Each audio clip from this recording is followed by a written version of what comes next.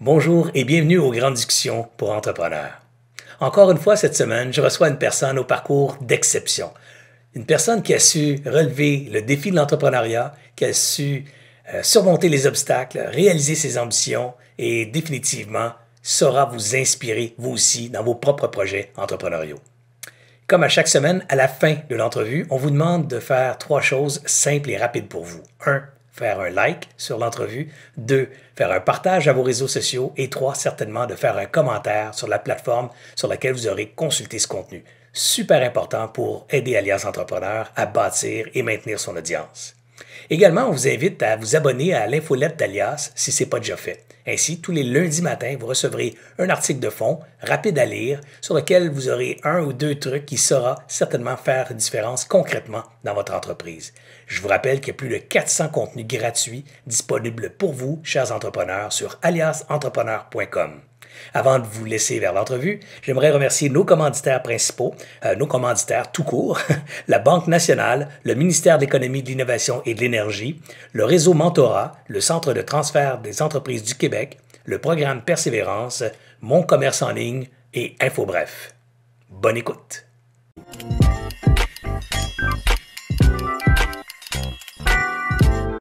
Bonjour à tout le monde et bienvenue à cet épisode d'Alias Entrepreneur où je rencontre des entrepreneurs inspirants, des gens qui viennent nous partager leur parcours, leur histoire, leur motivation, leur inspiration. Et du coup, on espère que ça va vous inspirer. Ce matin, je reçois un grand Québécois, quelqu'un qui a bâti une entreprise de taille mondiale, une entreprise très respectée. L'entreprise, c'est G-Soft et l'entrepreneur, c'est Simon Debène. Bonjour, Simon. Salut Serge, content d'être là. Ben, moi aussi, très content, très, très content. Surtout qu'on s'est rencontrés récemment pour aller visiter tes locaux. Puis j'ai été flabbergasté par tes locaux. Et flabbergasté surtout par l'humilité de l'entrepreneur et l'histoire d'entrepreneuriat que tu m'as partagé cette journée-là. Alors, je t'ai tout de suite rapidement invité à venir raconter tout ça sur Alias Entrepreneur et la partager aux milliers d'entrepreneurs québécois qui trouveront certainement là-dedans quelques pistes d'inspiration. Simon, écoute, j'aime commencer mes entrevues avec le départ ou la naissance de l'entrepreneur. Alors, si tu me permets, on va reculer dans le temps, on va essayer de voir le jeune Simon, comprendre d'où c'est venu là, ce besoin d'entreprendre un jour. Alors, parle-moi de ça, Simon, là, 15, 16, 20 ans, tu as étudié en quoi? Tu rêvais de quoi? En fait, j'ai pas un parcours entrepreneurial si typique que ça. Tu sais, souvent, on entend parler des entrepreneurs tu le sens là, dans leur enfance, là, qui vont un jour avoir une entreprise. Puis, c'est les gens qui avaient des stands de limonade, puis qui étaient toujours en train de faire des deals. C'était pas du tout mon cas. Quand j'étais jeune, je me considère assez normal. Un jeune qui faisait du skateboard, beaucoup, beaucoup de skateboard. En fait, pendant un certain temps, je voulais en faire une carrière. Euh, Puis, je faisais le party. J'allais à l'école. Je me débrouillais quand même bien à l'école. J'avais une facilité. Mais rien n'indiquait que j'allais me lancer en affaires. Cependant, euh, mes deux parents ont travaillé en informatique, ont étudié en informatique. Mon père s'est lancé en affaires il y a plusieurs années. Quand j'étais jeune, il avait une entreprise, mais j'avais aucune idée c'était quoi. Je savais juste qu'il y avait une entreprise. Et je pense que ultimement, avec le recul, là, ça a certainement eu une influence. Puis un jour, il a même vendu cette entreprise-là. Donc, sans trop comprendre encore une fois ce que ça voulait dire, euh, ça faisait partie un peu du langage. Et fait que j'ai terminé le secondaire, j'étais allé au cégep Gérald Godin, j'ai fait une technique en informatique. Cette technique-là m'a appris à faire de la programmation. Fait que, au cégep, en technologie, tu penses pas nécessairement comment faire du software, mais tu apprends à coder. Tu apprends les fondamentaux. Puis ça, pour moi, ça a été le point de départ, là. C'est vraiment là que j'ai commencé à connecter les dots. Après le cégep, j'ai décidé d'aller en ingénierie logicielle à l'ETS. Euh, et première année de l'université, j'ai rencontré mon partner Guillaume Roy, cofondateur de G-Soft. Et l'autre cofondateur de G-Soft, c'est Sébastien Leduc. Lui, je l'avais rencontré au secondaire. On était le genre de collègues de classe que même les suppléants se faisaient dire sur une note, assure-toi que ces deux personnes-là ne sont pas assis ensemble. Donc, il y avait vraiment quelque chose de solide qui s'était construit il y a longtemps. Puis avec Guillaume, premier jour à l'université, initiation, tout le monde fait, je sais pas, là, je pense que c'était comme les seaux d'eau avec des pommes, puis là, il faut t'aller croquer dedans. Puis moi, ça m'a jamais fait ben triper. Puis ce jour-là, Guillaume, même chose pour lui. Fait on était comme à recul, les deux. Là. On regardait ça de loin. Je pense qu'on s'est reconnus là-dedans. Et on a fait tous nos cours ensemble. Et un jour, ben, j'ai approché les gars, je leur ai dit partons une entreprise. Et l'origine de GSoft, c'est pas aussi simple que juste on part une entreprise. Là.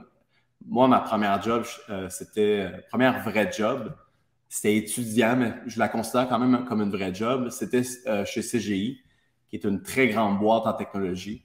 Et j'étais au support technique. Fait que je supportais tous les clients, ben pas tout, là, mais beaucoup de clients CGI qui avaient des problèmes avec leur gros mainframe ou leur AS400 ou un reset de mot de passe sur Windows. C'était assez varié. Et je pense que ça m'a vraiment fait découvrir l'univers TI du Québec. Et j'ai rien contre CGI, respect pour l'entreprise, pour ce qu'elle est devenue. Mais pour moi, c'était un environnement de travail que je trouvais différent de ce que je pouvais imaginer des TI. Tu sais, on voyait dans la Silicon Valley une espèce de folie, je sais pas, là, tu sais, quand on pense aux glissades chez Google, là, on a toujours dans les bureaux de Google, là, by the way, je sais pas si c'est le cas encore aujourd'hui, mais il y avait des glissades. Puis c'est le genre de symboles, des petites choses comme ça qui m'ont fait allumer sur comme quoi au Québec, on dirait qu'on n'avait pas cette folie-là. On dirait que on n'appelait pas ça la tech, on appelait ça l'informatique. Juste dans la façon de le nommer, je trouvais que ça manquait un peu de pep. Et ça a été suffisant pour nous donner le goût de lancer GSoft. Puis on appelait ça à l'époque amener un vent de fraîcheur dans le monde des TI du Québec. Et ça a été point de départ. Après ça, je suis allé voir Guillaume, Sébastien. On s'est lancé en affaires. On est allé chez le comptable. Il nous a donné un gros cartable noir. On ne savait pas pantoute à quoi ça servait. C'était le livre des minutes. Mais ça a été comme ça commence, ça se passe là. Et GSoft est né. Et aujourd'hui, ben. C'est drôle que tu dises ça, Simon. Je ne connaissais pas cette version-là de l'histoire. Puis ça me ressemble beaucoup dans le sens que quand je suis parti en affaires, j'avais 22 ans. Puis moi aussi, je suis parti avec deux chums, des chums d'école. Puis nous aussi, on est parti avec cette idée de révolutionner le monde du travail parce on avait travaillé tous les deux pour des grosses compagnies en technologie, puis on trouvait qu'on était juste des numéros. Tu sais, quand on appelait au RH, ils demandaient notre code d'employé, ils me demandaient même pas mon nom. Tu sais, c'est quoi ton code d'employé? Puis on trouvait qu'on était comme dans un numéro dans une grande organisation, puis on était traités comme ça, puis on s'est dit, nous autres, on va se créer une business dans laquelle personne ne va être un numéro, tout le monde va être quelqu'un, on va travailler, on va créer une entreprise où ça va être le fun, on va être trippant. Alors, je dirais le même motif ou même mobile au départ de créer une entreprise qui était d'abord axée sur les humains avant d'être axée sur quoi que ce soit d'autre. Puis c'est une idée qui a été rattachée à un concept, évidemment, qui était y a-t-il un besoin quelque part dans le marché, puis on a trouvé le besoin, mais c'était un amalgame de ce type de motivation-là. C'est quand même particulier qu'on ait le même historique au départ. C'est assez similaire. Le challenge, cependant, c'est que, puis je le raconte souvent, là, GSoft est parti d'un idéal. On voudrait bien là, que ça soit une vision comme ça qui drive la création d'entreprises, mais souvent, on lance une entreprise parce qu'on a un problème très précis à régler. On veut développer un service qui va corriger quelque chose, un produit qui va régler un problème. Nous, on est parti avec une grande idée. Fait que quand on a reçu notre cartable noire et on avait notre incorporation officiellement en place, ben là, c'était un peu un reality check où est-ce que, ben là, cool, tu as une grande idée maintenant, qu'est-ce que tu vas faire de ton quotidien? Et là, c'est plus tough, hein? Tu sais, une grande idée, c'est le fun de jaser de ça autour d'une bière, mais après ça... Le loyer qui rentre. Comment tu payes ton loyer à la fin du mois? Fait que GSoft est parti. On se trouvait bon. Je pense qu'on l'était quand même un peu. Ça faisait quoi dès le départ, l'entreprise? Au départ, vous êtes parti avec, bon, évidemment, l'idée de refaire le monde en termes de culture entrepreneuriale, une culture organisationnelle, mais l'entreprise elle-même offrait quoi comme service et à qui? Comment ça a parti? Ben, c'est là qu'on se trouvait bon en programmation. Je pense qu'on l'était quand même pas pire. Fait qu'on on a décidé d'offrir nos services à quiconque voulait du service en informatique. Fait que c'est assez classique. On a démarré l'entreprise comme entreprise de service, service conseil. On a vraiment les premiers jours, premiers mois, première année, la première année surtout, on était des consultants sur le terrain. On passait même à travers des firmes de placement. Fait qu'on, tu sais, le nom G-Soft, ça ne faisait pas encore connaître parce que tu es placé à travers d'autres firmes, puis là, faut que tu représentes cette firme-là et non pas la tienne. Puis tu sais, quand tu es trois, ben, tu sais, les gens, ils sont pas sûrs, est-ce que tu es une entreprise ou tu es un consultant? Puis bien que dans les faits, c'est quand même la même chose ou proche, la perception est différente. Puis nous, on avait envie de bâtir une entreprise, on avait envie on voulait pas rester les trois ensemble, on voulait faire quelque chose de grandiose. Et, ben, grandiose. Honnêtement, je pensais pas que ça allait devenir ce que c'est aujourd'hui, mais à l'époque, grandiose, là, ça avait pas besoin d'être si gros, mais on voulait faire quelque chose. Et, fait qu'on on a fait quelques projets. Moi, l'anecdote qui m'a marqué, c'est mon premier mandat, euh, je l'ai fait dans une grande institution financière puis j'étais assis dans la salle des imprimantes. Je pense qu'il n'y avait pas assez de place. Il y avait plusieurs consultants qui étaient là, puis il manquait d'espace. Et on m'a sacré juste à côté de l'imprimante. Ouais, mais Et Simon, c'est pas parce qu'il manquait de place. Ça, c'était un visionnaire qui avait dit on va créer des espaces de travail ouverts. Fait qu'on va faire un pilote, on va ouvrir l'espace de travail dans les photocopieurs, puis on va installer un gars là, ouais. ben, moi, ça me dérange pas parce que maintenant, je réalise que grâce à cette imprimante-là, j'ai rencontré tout le monde qui travaillait là-bas, incluant les consultants. Et ça a été un peu le point de départ où est-ce que j'ai commencé à connaître des gens dans le marché.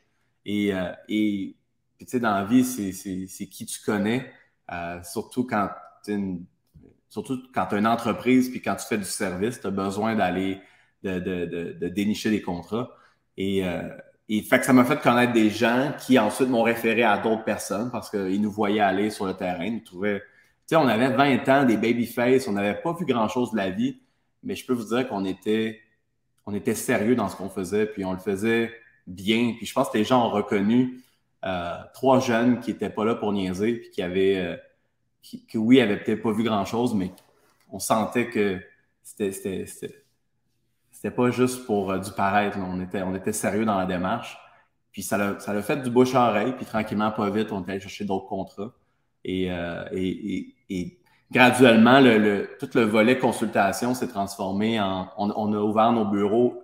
Je pense que c'est à peu près 1 an et demi, 2 ans après la fondation en 2006. On a ouvert nos premiers bureaux.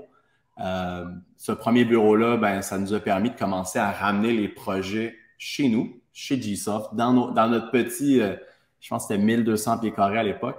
Et, euh, et nous, ça nous faisait triper. On avait envie d'être sur le terrain chez les clients. Tu vas te joindre à leur équipe. Puis tu y vas un peu à leur rythme. Quand tu ramènes les projets dans ton bureau, ben, c'est vraiment à ton rythme. Puis tu embarques le client dans une démarche qui est souvent hyper intéressante pour eux parce que c'est pas la même vitesse, c'est pas la même exécution. Et nous, de voir tous les gens ensemble dans notre bureau à bâtir du software, c'est ce qui nous animait. Fait que les années suivantes de G-Soft, ça a été du projet sur mesure dans les bureaux de G-Soft avec nos pratiques d'ingénierie, nos technologies. Et ça nous a ramené d'autres beaux projets qui nous ont amenés encore plus loin. On est à quelle époque à peu près à ce moment-là, Simon, puis vous êtes à peu près combien d'employés? On doit être. G-Soft a été fondé en 2006, fait qu'on a peut-être la consultation sur le terrain, on en a fait longtemps, mais fait que c'est pas comme tout ou rien, mais graduellement, les projets dans les bureaux ont commencé à rentrer autour de 2008. Et vers 2008-2009, on devait être à peu près une trentaine-ish, 25-30. C'est quand même Et important, là. À 3 ans après le départ, vous êtes déjà 3, 4 ans, mettons, après le départ, vous êtes déjà rendu une trentaine de personnes. Et c'est une business de service proprement dite, là. C'est-à-dire que c'est une business qui fait de la consultation, qui développe du software, qui vend du temps humain, finalement, là, de l'expertise à l'heure à des ouais. différents gros clients, là. Puis on le vendait pas cher en plus. Ça, c'est un. Ben, tu sais, quand t'es jeune, tu veux prendre ta place, tu veux que le monde te donne de la place. Fait que nous, on pensait que. Puis je pense qu'on avait raison, là. On était des bons, très bons, pas chers. Ça rentre bien dans un budget. Fait qu'on, ça nous a permis d'avoir des bons contrats. Mais charger des heures, quand tu veux grandir, croître ton entreprise, quand tu vends des heures, en termes de risque, il y en a un, mais il est quand même assez minime. Parce que tu sais, tu finis ton mois, tu fais ta facturation, tu envoies ta facture, ils ont 30, 60 jours pour payer. Fait que tu as besoin de bien gérer ton cash flow, mais ça se gère quand même bien. Mais c'est pas scalable. Tu sais, tu peux pas croître. La seule manière de croître dans un modèle en service, c'est d'avoir plus de personnes. Tu peux Exact. certainement améliorer tes façons de faire si tu fais du fixed bid. Fait que tu charges un montant précis pour un projet. Mais souvent, quand tu fais ça, tu finis par perdre de l'argent. Ça, on l'a appris. Ben, On vous l'a l'avez. appris. Ouais. Je pense que tout le monde, des fixed bids, là, c'est beau sur papier, mais dans la réalité, ça se passe rarement très bien. Fait que, quelque part en moi, beaucoup, je sais que mes partenaires aussi ont l'idée de devenir de bâtir nos propres produits, c'est quelque chose qui nous animait aussi. Et être sur le terrain, travailler pour des clients, faire des projets pour eux, c'est super le fun. Tu es toujours en train de partir un nouveau projet, une nouvelle technologie, mais ça reste que tu es en train de bâtir le rêve, les projets des autres. Et l'idée de dire on prend nos propres idées à nous et on construit un produit qui reflète cette idée-là et qu'on puisse la mettre comme sur Internet et pouvoir la distribuer à travers le monde, il y avait quelque chose pour moi qui était complètement fou là-dedans. Et je sais que ça nous drivait, mais on attendait le bon moment. Fait que, tu sais, tantôt, je te disais, on a parti de GSoft, on ne savait pas nécessairement quoi faire. Ben, la période de consultation puis de service, ça nous a permis de s'exposer à la réalité du marché, de comprendre les enjeux que le marché vit, que les entreprises vivent. Et après ça, ben, c'est, euh, c'est, euh, ça nous permet, avec cette connaissance-là, nous permet par la suite elle nous a permis de partir des produits parce qu'on comprenait ce qu'il y avait à régler comme problème. C'est Alors, drôle. on a lancé.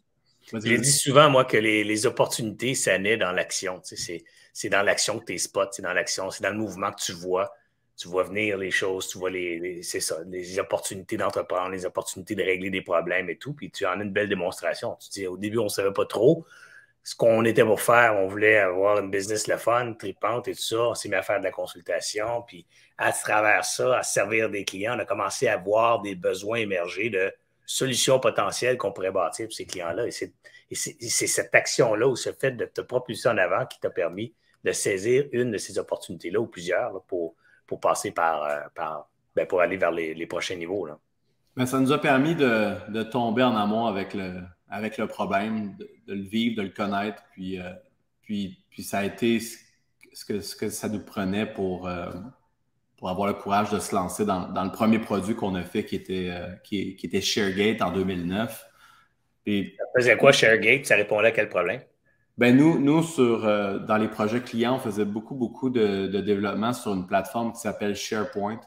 SharePoint, c'est aujourd'hui, on l'appelle plus sur le nom de Office 365, Office 365 ou Microsoft 365, qui est maintenant la suite de productivité la plus populaire à travers le monde. Ben, si on retourne, mettons, 15 ans en arrière, ben, c'était une composante qui s'appelait SharePoint, qui n'était pas encore déployée dans l'info nuagique et qui permettait de faire des intranets d'entreprise, de faire des extranets des sites web, de faire des environnements de collaboration, de la gestion documentaire. Au lieu d'avoir tous tes documents sur ton ordinateur puis de les perdre si ton disque dur crash, ben, tu as une plateforme sur laquelle tu peux mettre tes documents et ça te permet ça t'offre un éventail de fonctionnalités pour mieux collaborer en équipe. Un peu comme on le fait avec Google Workspace. Mais c'était une plateforme très populaire qui gagnait énormément en popularité. Et ShareGate, c'est un produit c'est un produit très technique qui permettait aux entreprises de pouvoir transitionner aux nouvelles versions de SharePoint chaque fois qu'il y en avait une qui sortait. Parce que c'était très difficile de déplacer ton contenu d'une version à l'autre. Fait que nous, on a bâti ShareGate pour aider les clients à pouvoir évoluer vers la plus récente version de SharePoint. Et graduellement, avec les années, ShareGate est devenu un produit qui aide les organisations dans leur déploiement de la suite de productivité Microsoft 365. C'est intéressant, Simon, aussi, c'est de voir que vous avez eu la sensibilité, l'intelligence de reconnaître qu'il y avait un problème criant, un vrai problème pour lequel vous saviez par votre intelligence d'affaires, votre présence dans le marché, vous saviez que les gens seraient prêts à payer pour ça. Souvent, des entrepreneurs viennent en disant hey, j'ai une super idée, là.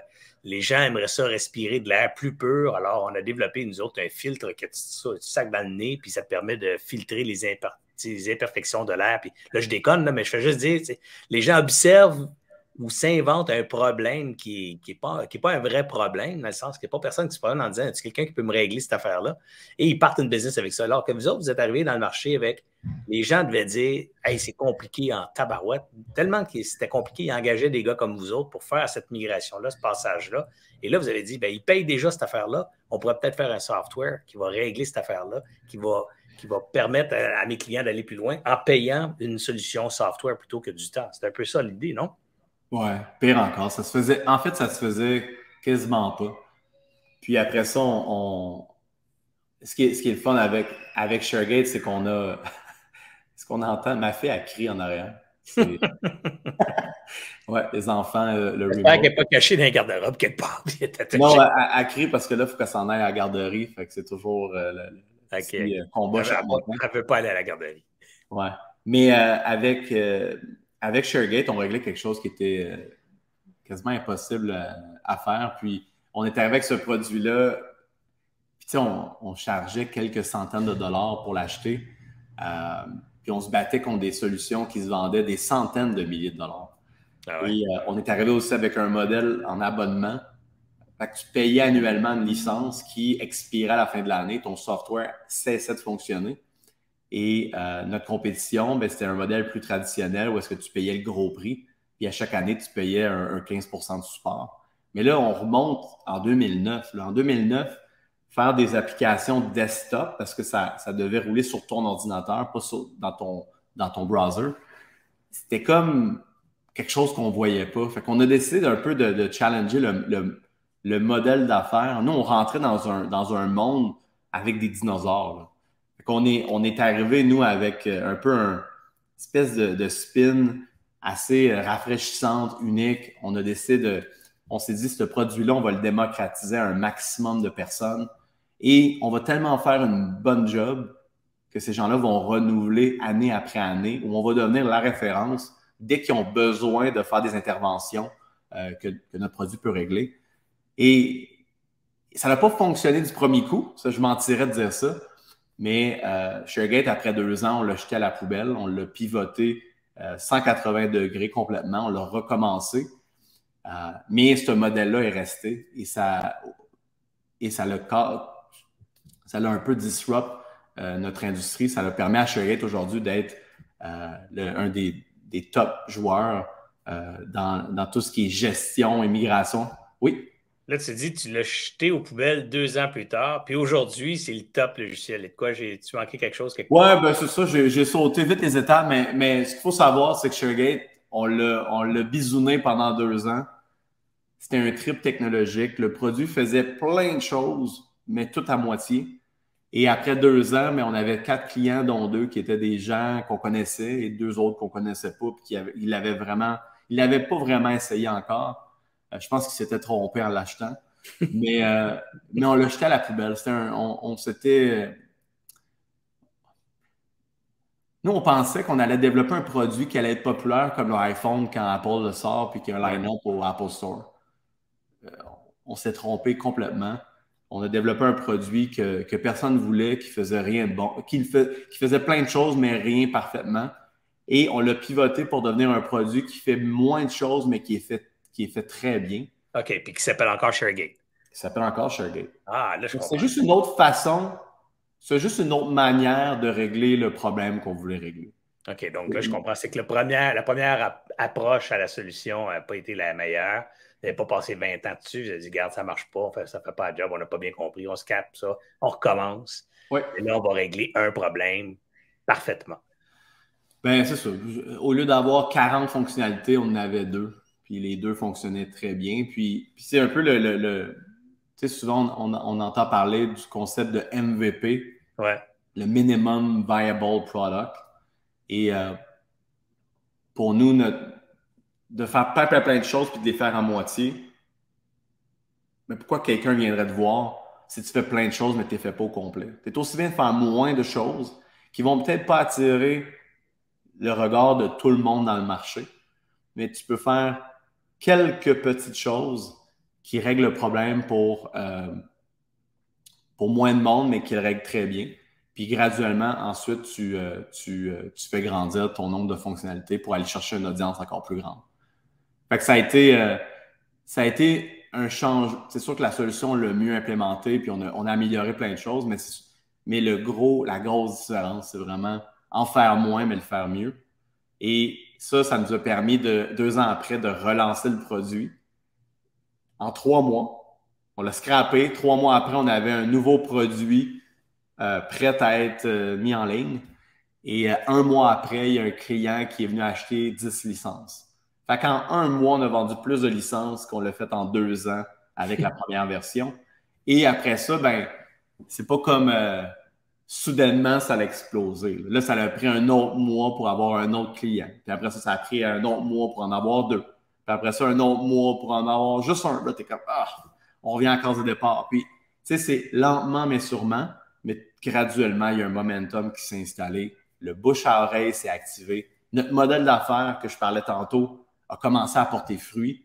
Tu sais, une solution qui est pas chère, porte d'entrée, tu sais, comme le prix d'entrée est raisonnable, avec une gang de jeunes dynamiques qui ont avec un support exceptionnel. Tes appels, puis la personne au support est assise à côté du développeur qui est en train d'implémenter la solution, chose que tu ne voyais pas du tout chez nos compétiteurs. Fait qu'il y avait une proximité avec notre clientèle et ça nous a permis aujourd'hui tu sais, ShareGate, maintenant, on arrive en 2023, on a 12 000, 13 000 clients qui utilisent ShareGate. Wow. Tous les mois, ce produit-là est. Tu sais, c'est pas un produit que tu as besoin de tous les jours. Tu sais, c'est pas Word ou Excel. Mais c'est un produit que quand tu en as besoin, tu en as besoin. Ça fait toute la différence. Et vous avez financé le développement les premiers 2, 3, 4 ans de ShareGate par la partie service conseil que vous avez maintenue pendant ces années-là. Vous n'avez pas décidé de dire on ne fait plus de placement de personnel, on ne fait plus de contrat de clients, on ne fait plus de techno, on fait 100% ShareGate. Il y a eu comme une migration entre les deux, c'est ce que je comprends? Ouais, oui, on a en fait la division service de GSoft, on l'a fermé en 2017. Fait que nous, on n'a jamais arrêté jusqu'en 2017 de continuer de faire des projets pour nos clients dans nos bureaux. Fait que oui, le fait qu'on a pendant 4 ans, on avait le service conseil qui était là. Nous, ce qu'on faisait, c'est qu'on se donnait très, très peu de salaire. Je pense que le premier salaire qu'on s'est donné, c'était 12 piastres de l'heure. C'est quand même pendant un bon bout. Et tout l'excédent, on le gardait, on l'accumulait dans le compte de banque. Et on s'est dit que ce capital-là allait un jour nous servir. C'est sûr que l'idée d'un produit commençait à mûrir dans notre tête. Fait que d'avoir tout ce capital-là disponible, que nous-mêmes, on a sué pour l'accumuler. Et après ça, on l'a investi dans ShareGate. Évidemment, après 2 ans de le jeter à la poubelle, c'est crève-cœur. On l'a recommencé, on s'est redonné le courage de le recommencer. C'était pas évident de te convaincre. Hein? Après 2 ans dans quelque chose, ça ne marche pas pantoute. Tu dis, hey, on va recommencer au complet. On l'a fait. Ça a commencé à APK et en 2013, on s'est lancé dans une seconde aventure qui s'appelle Office Vibe, qui est un produit d'engagement pour les employés. Fait que, initialement, Office Vibe, c'était un sondage sais, le sondage d'employés annuel là, que les HR t'envoient, là, gros fichier Excel, là, tu remplis les cases, très satisfaisant, peu satisfaisant. Tu sais, vous voyez le genre. Ben, nous, on est arrivé avec une solution qui transformait ce sondage annuel-là en sondage hebdomadaire. Fait qu'à tous les semaines, tu avais 5 questions à répondre et ça permettait à l'entreprise d'avoir un écran de bord en temps réel, ish, de comment ça se passe au travail, comment les employés se sentent, relations avec les gestionnaires, relations avec les collègues. Bref, il y a une dizaine de métriques, il y a 10 métriques en fait dans Office Vibe et il y a aussi du feedback qualitatif. Fait que tu es toujours un peu au fait de ce qui se passe puis tu es capable de réagir au lieu d'attendre un an de faire ton sondage annuel puis de prendre un autre mois pour analyser. Le temps que tu règles le problème, il est déjà trop tard. Ben nous, on a une solution, on a lancé une solution. Puis aujourd'hui, c'est hyper normalisé de faire ça, là, des sondages qu'on appelle des poll surveys, des sondages hebdomadaires. Dans le temps, c'était, on en parlait aux responsables RH des entreprises, puis ils nous regardaient c'est comme un chevreuil devant des lumières, des phares d'auto. C'est comme, de qu'est-ce que c'est ça? Et on était hyper early avec Office Vibe, puis ça nous a permis de se positionner comme un des leaders dans le marché qui offre des solutions autour de l'engagement au travail. Aujourd'hui, Office Vibe, c'est beaucoup plus que ça. Là, on fait de la reconnaissance, on a l'engagement, on a la performance. Tu peux gérer les rencontres de one-on-one avec ton équipe. Tu peux gérer la gestion de tes OKR d'entreprise, donc tous les objectifs à atteindre. Fait que, bref, la solution, c'est de diversifier avec le temps. Mais on s'est vraiment fait connaître pour le volet engagement. Et c'est ShareGate c'est ShareGate et le service qui ont ensuite commencé à financer Office Vibe. Fait que c'est comme service a financé ShareGate, ShareGate a financé Office Vibe, puis graduellement, ben le système s'est développé. C'est développé, c'est mis en place. Et ça a fait en sorte que GSoft, ça fait 17 ans, là, le 11 avril 2023, on va fêter notre 17e anniversaire. Puis on n'a jamais eu de financement, on n'a jamais levé d'argent. On n'a pas de dette, on n'a pas levé d'argent. On est 3 propriétaires à 100% d'entreprise. Et est-ce que c'était voulu initialement? C'était peut-être pas voulu, mais on a été très discipliné, disons.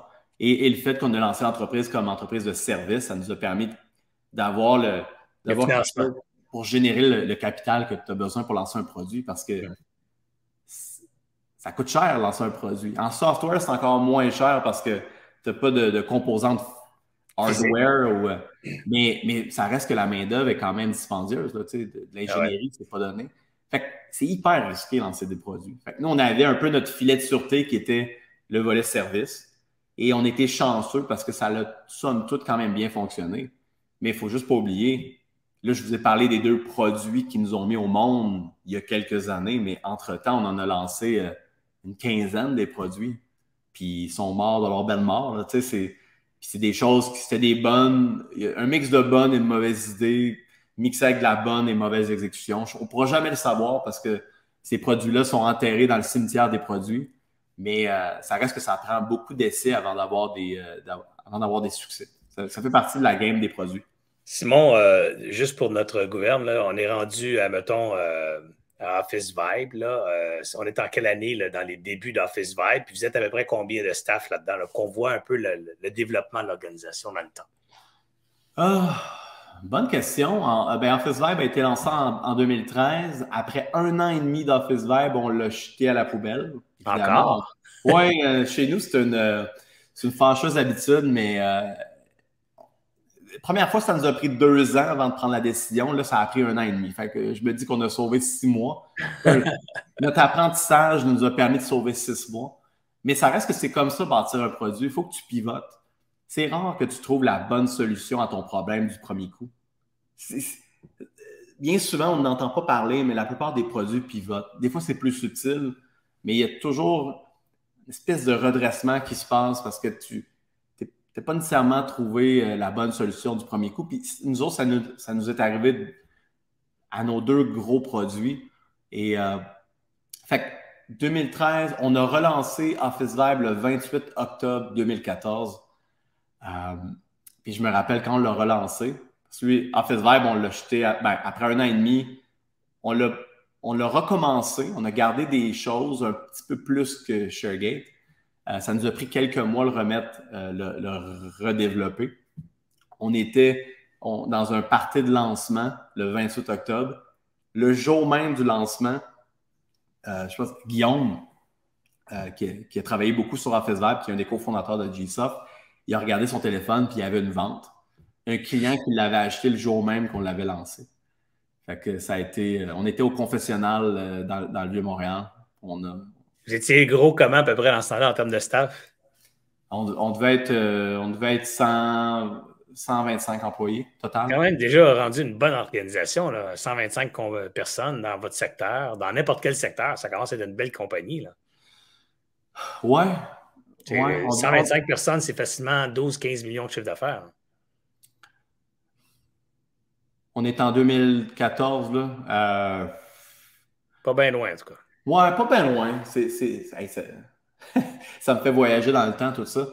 Mais c'est sûr qu'à ce moment-là, le service continuait d'avoir du succès, continuait de grandir. ShareGate commençait à s'installer. Il y avait un momentum, puis c'était pas encore un coup de circuit, ça, Mais ShareGate, by the way, ça a pris 4 ans et 1 mois avant d'être break-even. Genre $0. Fait que ouais, 125 serait un. Puis fait que Office Vibe est né à ce moment-là. Puis même chose que ShareGate. Tranquillement, pas vite. Tu vas chercher ton premier client, deuxième.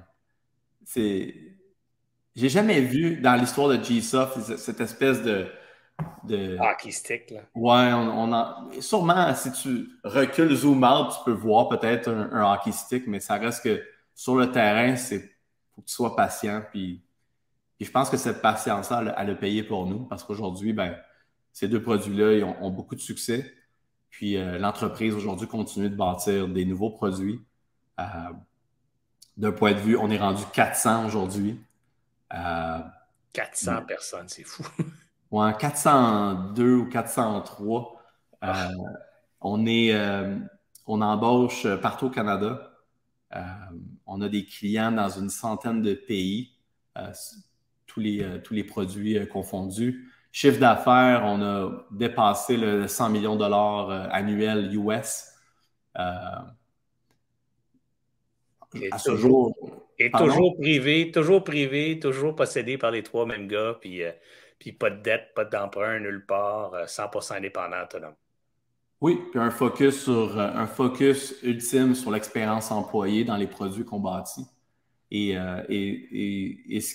c'est vraiment la ligne directrice pour les produits qu'on a bâtis dans le passé puis les produits qu'on veut bâtir dans le futur.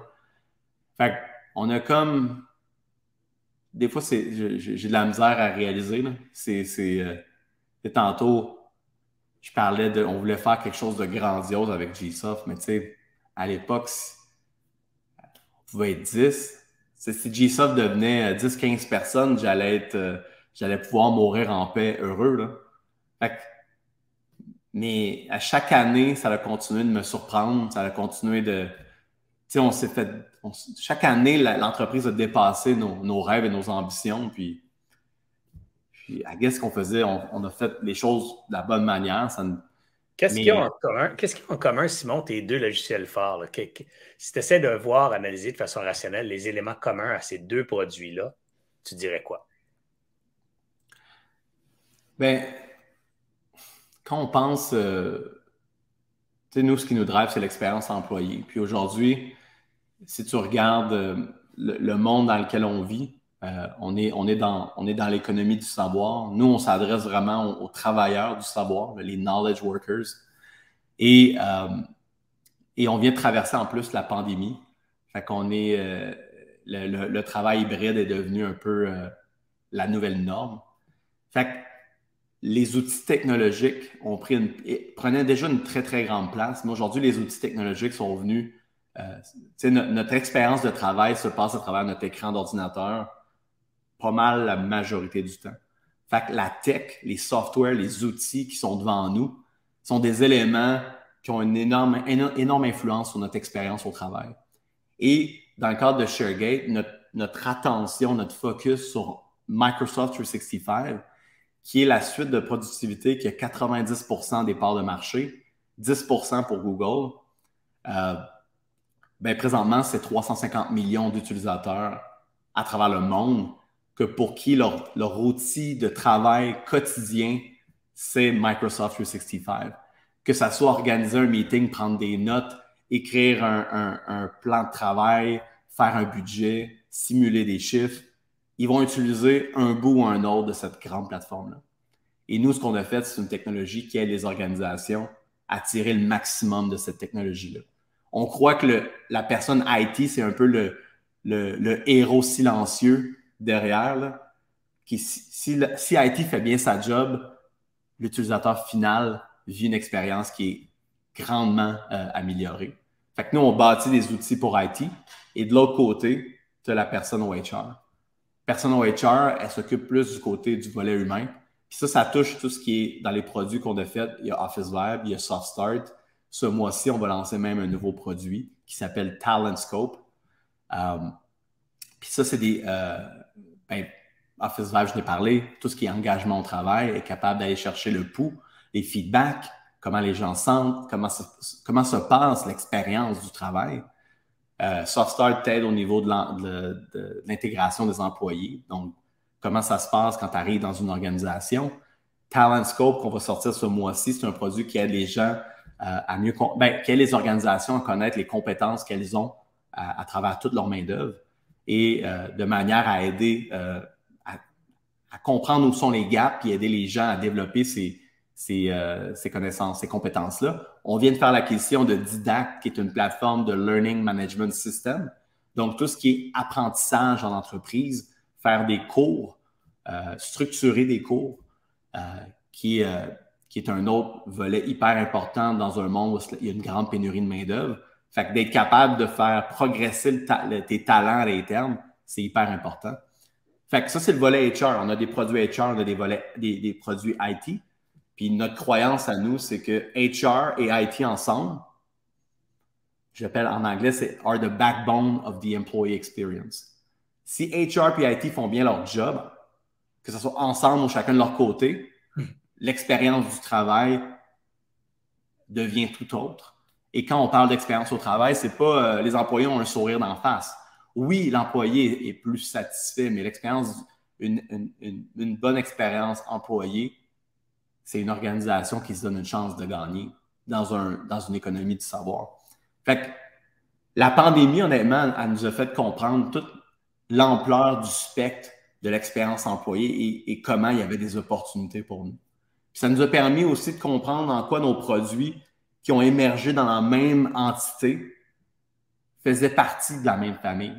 Parce que si tu les regardes indépendants, ben oui, ils s'adressent à des personnes différentes, ils font des choses très différentes. Mais nous, on veut regarder ça avec un plus grand recul puis voir le big picture.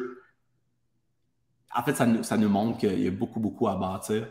Il y a beaucoup de nouveaux produits qu'on pourrait bâtir chez nous, beaucoup d'acquisitions qu'on pourrait faire pour être capable de créer vraiment une famille qui est complète et qui touche à plein d'éléments d'expérience du travail.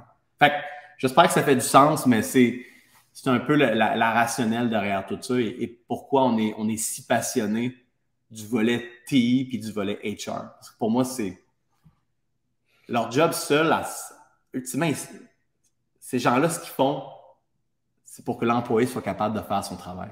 Simon, tu parles d'HR, tu parles de solutions HR et tout, mais même comme culture organisationnelle, GSoft, ça se démarque aussi. Là. Il y a des principes où il y a des façons de gérer le staff qui sont plus conventionnelles. Chez vous, c'est pas mal moins conventionnel, du moins en termes d'atmosphère de travail, de climat. Parle-nous de ça un peu dans ton entreprise, cette place-là que tu donnes aux employés. Ben, nous, on a compris assez vite dans notre cheminement qu'on était, oui, on est une entreprise tech, mais ça reste qu'on est une entreprise people first. Quand tu es dans une économie du savoir, ben, ce qui drive l'entreprise, c'est l'innovation, c'est la passion, c'est les idées, c'est l'intuition, c'est drivé par les humains qui sont présents. On l'a catché vite parce que tu as beau avoir de la belle tech, si tu n'as pas les personnes derrière cette technologie-là, mais ça marche pas. Tu sais. Si tu dis ça demain matin, les gens ils ouvrent plus leur ordinateur. Ça marche plus. Là. Fait que, puis quand tu comprends ça, ben, tu réalises que ben, ça se passe entre les deux oreilles. Puis pour être capable d'aller chercher le meilleur de ce qu'il y a entre les deux oreilles de chaque personne, ben, faut que tu crées le climat pour ça. Fait que, très tôt chez GSoft, on s'est concentré à créer un endroit où est-ce qu'il fait bon vivre. Puis surprenamment, j'avais l'impression, aujourd'hui, j'ai l'impression que beaucoup d'entreprises se sont améliorées, mais pendant une certaine époque, j'ai l'impression qu'on était quasiment tout seul à considérer ça vraiment important. Puis on en parlait, puis on n'a jamais été très gêné d'en parler. Mais pour moi, c'est juste du gros bon sens. Puis au fil des ans, on s'est amusé. On a fait, quand on était plus petit, on a déjà fait des initiatives. Exemple, une initiative d'innovation qu'on avait fait en 2015. On avait loué un gros appartement à Barcelone dans lequel on a envoyé des équipes de 6 personnes à chaque 2 semaines pendant 6 mois. Et ces équipes-là allaient travailler sur un projet d'innovation à l'extérieur du pays, en équipe, isolée. Et l'idée, c'était un peu de ramener le sujet de l'innovation top of mind chez GSoft et de voir quel genre d'innovation on était capable de faire émerger d'une telle initiative. Fait qu'on, est-ce que ça a été game changer pour GSoft? C'est dur à dire, tu sais, c'est une chose t'amène à une autre chose, qui elle t'amène à une autre chose, puis des fois quand tu reviens en arrière, des fois tu peux connecter des dots. Chez nous, je pense que ça l'a juste gardé un momentum autour d'innovation vivant et fait que une initiative. L'année d'après, on l'avait faite à Prague. Puis c'est sûr que là, rendu en 2016, en 2017, on commençait à être beaucoup. Puis d'envoyer des gens à l'étranger quand tu es 150, 200 personnes, ça commence à faire beaucoup de monde. C'est quand même pas c'est beaucoup de... C'est difficile à gérer là, en termes de programme. Oui, puis tu sais, tu as des gens aussi qui ont des enfants, puis tu commences à avoir une plus grande diversité. Tu as des gens, tu sais, comme... Tu as une famille, 2 enfants, tu as 40, tu sais, comme ça te tente-tu vraiment de partir 2 semaines? Je comprends, tu sais. Pendant un certain temps, GSoft, c'est une entreprise très jeune, on était tous dans notre vingtaine. Fait on s'est adapté. Puis je pense qu'aujourd'hui, on le fait juste différemment. Puis on s'est professionnalisé quand même comme entreprise. C'est le passage obligé pour une entreprise. On peut pas rester la start-up de 15 personnes qui agit comme une entreprise de 15 personnes. Aujourd'hui, on est 400. Ça vient avec une toute autre réalité. Mais je pense qu'on a continué de garder ça quand même spécial. Tu sais, là, je te parle, puis tantôt, je m'en vais à Montréal pendant 3 jours. On a ramené les 400 employés de GSoft au bureau pour les 3 prochains jours. On est une entreprise distribuée, donc le bureau est rendu totalement optionnel. Mais à 2-3 fois par année, on ramène tout le monde. Et c'est le moment un peu de faire le plein d'énergie, faire un bain de foule. On va parler de stratégie, où est-ce que l'entreprise s'en va. On commence notre prochaine année fiscale. En fait, on l'a commencé 1er avril. Fait que c'est le genre de choses qu'on fait et on le fait différemment au fil des années. On le fait, mais je pense qu'on le fait bien. Puis je pense que ça nous a toujours démarqué. Simon, c'est quoi tes grandes inspirations? Où tu t'inspires comme entrepreneur? Qu'est-ce que tu consommes là, pour alimenter ta créativité entrepreneuriale? T'es-tu un lecteur? T'es-tu un écouteur de podcast? T'es-tu un cinéphile? J'écoute beaucoup. J'écoute religieusement All In Podcast. C'est un podcast avec c'est des venture capitalistes qui parlent de macroéconomique, politique, tech. Fait que c'est des anciens de Google, des anciens de Facebook, anciens de Yammer. Bref, ça, j'aime beaucoup. Non, mais dans le passé, je te dirais que la personne qui m'a beaucoup, beaucoup influencé, c'est Jason Fried, qui est un entrepreneur de Chicago qui a parti de l'entreprise Basecamp. un outil de gestion de projet, puis quand même une mentalité entrepreneuriale qui mérite d'être connue. J'invite tout le monde à aller acheter les livres de Jason Fried. On pourrait résumer sa philosophie de gestion entrepreneuriale, ou du moins de développement de produits. Fais-en moins, mais fais-le le mieux. Fais-le le mieux possible. Mettons que ça a résonné chez nous. Sinon, j'ai beaucoup été inspiré par Tony Hsieh, qui est décédé aujourd'hui, mais qui est le fondateur de Zappos. Zappos, qui était il vendait des souliers en ligne. Ouais. Et il avait écrit un livre. Il a écrit un livre qui s'appelle Delivering Happiness. Et chez nous, ça a beaucoup résonné sur comment faire le service à la clientèle. Puis comment on peut faire vivre une expérience exceptionnelle. Puis sincèrement, ça a fait en sorte qu'un ShareGate et Office Vibe sont reconnus pour cette espèce de... Quand tu appelles, quand tu parles à nos gens, il y a quelque chose d'unique. Puis je crois que ça, c'est ce qui permet au bouche à oreille de fonctionner. C'est le support qui fait en sorte que les gens se souviennent en bien ou en mal de ton entreprise. Et Delivering Happiness met ça tellement au clair. Et malheureusement, Tony Hsieh n'est plus là. Mais beaucoup de respect. C'est des bonnes références, c'est d'excellentes références. Tu as fait aussi référence à Eric Rice un peu plus tôt dans l'entrevue en parlant du MVP, là, qui est l'auteur du... mon Dieu, j'ai perdu le titre du livre. Voyons, Serge. En tout cas, Eric Rice, vous le trouverez. C'est un livre... Ouais, j'ai un blanc, moi aussi, mais... c'est un livre avec un cercle blanc sur un fond bleu. Là. Voyons, sacrifice. Anyway, ça va me revenir plus tard. Mais bref, des beaux concepts de livres. En terminant, Simon, je vois le temps filer, puis on est obligé d'arrêter ça. Moi, j'aurais passé encore une autre heure facile. J'aurais aimé aller plus en détail dans bien des aspects, mais bon, c'est comme ça. On fera un part 2. Un part 2. Ben oui, je t'inviterai à faire un part 2, définitivement. Mais rapidement, si tu avais un conseil à donner à des jeunes entrepreneurs, je ne parle pas d'âge, mais d'expérience, dans le sens qu'ils sont à 2-3 ans, ils sont peut-être 2 employés, 3 employés, qu'est-ce que tu leur dirais là, pour qu'ils puissent vivre leur aventure, une aventure plus ambitieuse, plus d'envergure, un peu à ton image, mais sans nécessairement dire qu'ils doivent tous passer à 400 employés, là, mais qui veulent passer à la prochaine étape, là, qu'est-ce que tu aurais envie de leur dire à ces jeunes-là? Ben, moi, j'ai regretté plus tard d'avoir douté. J'avais l'impression que faire des grandes choses, c'était pour les autres. Les autres, puis surtout ailleurs, tu sais, aux États-Unis, dans la Silicon Valley, en technologie, tu sais, t'as l'impression que c'est juste là que ça se passe. Mm-hmm. Et ultimement, on a réussi, je crois, à démontrer que c'est possible de faire des grandes choses ici au Québec, au Canada. Puis, fait que ça part d'une croyance qu'on peut tout le faire si on s'y met. Puis ça reste qu'il y a des chances que ça ne marche pas aussi. Puis ça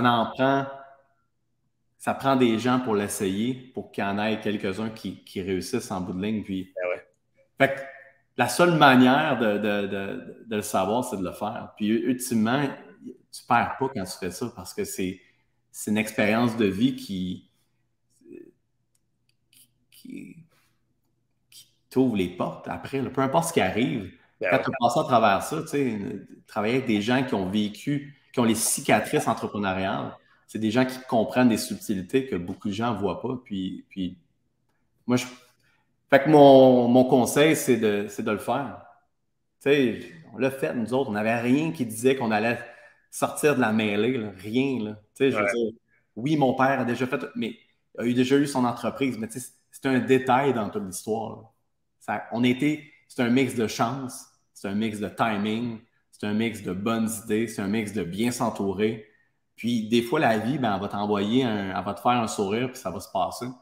Mais si tu ne l'essayes même pas à base, ben, c'est sûr que ça ne se passera pas. Fait que c'est déchirant parce que tu te lances dans quelque chose où est-ce que les odds sont contre toi. Dès le départ. Oui, mais c'est juste une question de perspective parce que tu as dit quelque chose de très, très, très important. Tu as dit, même si tu n'as pas le succès escompté au départ ou celui que tu anticipais, tu ne perds pas parce que tu as gagné en expérience, tu as vécu une expérience extraordinaire, puis ça va te porter ailleurs. Tu sais. Et c'est un peu ça, je pense, le message qu'il faut conserver quand on se lance dans l'aventure entrepreneuriale, c'est de savoir dès le départ qu'on ne va pas perdre. Tu sais, on va gagner. On va gagner peut-être pas ce qu'on anticipait gagner au début. On va peut-être pas gagner 10 millions la première année puis 100 millions dans 10 ans, mais on va gagner en expérience, on va gagner en ressources, en contact, en réseau, en connaissances. Et ça t'aide à évoluer vers tes prochains défis. Alors, dans cette perspective-là, il n'y a jamais de perdant. Tu sais. Non, c'est sûr que c'est pas pour tout le monde. Tu sais. Il y a des Non, gens c'est qui clair. n'ont aucun plaisir à faire ça, mais. Mais le ballet classique non plus, c'est pas pour tout le monde. Là, tu sais. Exact, mais je vois pas ce que j'aurais fait d'autre. Honnêtement, je veux dire, c'est incroyable, le thrill. Et puis, by the way, GSOF n'a pas toujours roulé sur l'or, ça n'a pas toujours été tu sais, on en a vécu de l'adversité, mais je pense pas que je leur ferais. C'est quelque chose que tu fais une fois, mais je suis vraiment content de l'avoir vécu. Puis, Ben, écoute, c'était une histoire très inspirante. Je suis convaincu qu'il y a bien des gens qui vont écouter ça le matin puis ils vont dire Oh my God, quelle aventure! Surtout dans ton récit, en plus, tu le racontes pas comme si c'était l'histoire de Simon. Regardez comment je suis bon, regardez comment je suis grand, que je fais jamais d'erreur, puis je suis meilleur que tout le monde. C'est plutôt regardez ce qu'on savait pas, comment on a découvert ça, comment c'est devenu grand, comment c'est devenu beau et fort pour plein de monde parce qu'on s'est focalisé, on a focalisé notre attention sur les gens, sur les humains, sur les aider. Puis moi, je trouve que c'est ça l'entrepreneuriat. C'est quand tu ne regardes pas ton nombril, mais quand tu regardes le nombril des autres autour, puis que tu essaies d'aider les gens autour à avoir une meilleure vie, des meilleures conditions de travail, une meilleure expérience de vie, ben c'est là que tu fais le miracle entrepreneurial. Puis une fois de temps en temps, la vie, comme tu viens de le mentionner, la vie t'envoie un beau sourire, puis t'en profites. Alors, Simon, écoute, un grand merci de ta générosité ce matin, ton humilité, ta transparence. Puis, comme je t'ai dit, on a manqué de temps, mais je vais te réinviter peut-être vers la fin de la saison, là, un petit wrap-up de fin de saison pour voir où ça s'en va, GSOF, comment ça se passe les prochains 15 ans de l'organisation, comment tu vois ça. C'est certain que là-dedans, il y a beaucoup de richesses aussi à aller chercher pour les gens. ça va me faire plaisir. All right. Alors, si vous avez aimé l'entrevue, encore une fois, on vous demande toujours de faire 3 choses. La première, évidemment, c'est de faire un like quelque part sur la plateforme de votre choix. Là, vous avez consulté le contenu, faire un partage à vos amis, à votre réseau, mais surtout faire des commentaires. Les commentaires sont ce qui a le plus de poids dans les algorithmes de référencement. Alors, on vous demande de faire 3 choses. Ça nous permet de garder Alias et ses contenus bien vivants pour l'ensemble de la communauté entrepreneuriale francophone. Encore une fois, un grand merci. On vous souhaite une belle semaine et beaucoup de succès dans vos entreprises. Et revenez-nous pour un prochain épisode des grandes entrevues avec Alias Entrepreneur. Ici Serge Beauchemin, Alias Entrepreneur.